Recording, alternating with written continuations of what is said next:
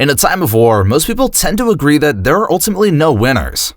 With the loss of life, violence, as well as the negative effects on the world's economies, it's hard to imagine that the Russian and Ukraine war will have a clear-cut winner. The next chapter into the saga may have a domino effect on Europe and NATO countries that depend on Russia's natural resources. This is Brute Marketing, and today we will discuss just one of these domino effects on how countries like Germany are enacting an emergency plan after Russia's demands on utilizing their native currency. For more entertaining videos like these, please hit the like and subscribe button. Also, be sure to click the notification bell so you'll get the most up-to-date information. Let's get started. We've all seen the horrors of the Russian invasion of Ukraine. But now the next chapter of this war may just affect us all. Just recently, Russian President Vladimir Putin announced Moscow will only accept payments in their native currency in rubles for gas deliveries from unfriendly countries. He didn't specify which countries, but we can guess those countries are the ones involved with the NATO alliance.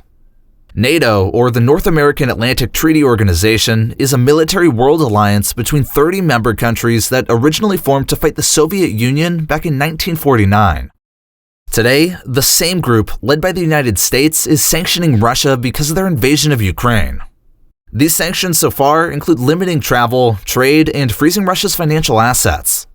If you didn't know, Russia is one of Europe's biggest suppliers of energy. Think natural gas and oil. They're also one of the biggest suppliers of wheat worldwide. In retaliation, it looks like Russia will only accept rubles from NATO countries because the rubles have lost so much of the value due to NATO sanctions. However, many countries feel this is unfair and a breach of contract, as the current agreement states that the currency that must be used is the euro. Bracing for the worst.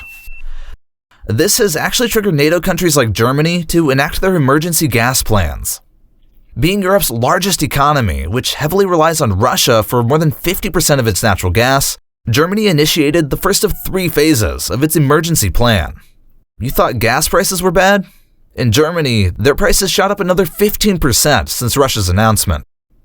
Gas in Germany now costs on average $5.51.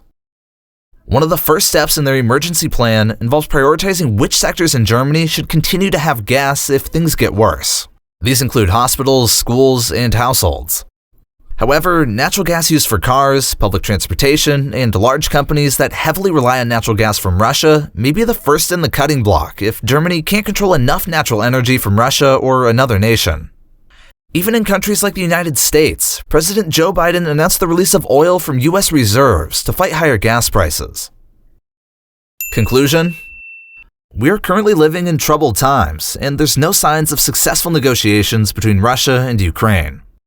Other countries have felt the effects too, and the trickle-down effects are affecting people like you and me. It's not just natural gas, but it seems like everything else is much more expensive. One thing is for sure, war hurts people, the economy, and ultimately we will all be affected. Hopefully, our world will soon be one of peace and unity. To keep up with the Russia and Ukraine crisis, be sure to like and subscribe as we continue bringing you more entertaining and informative videos like these. This is Brute Marketing. Until next time, I'm out.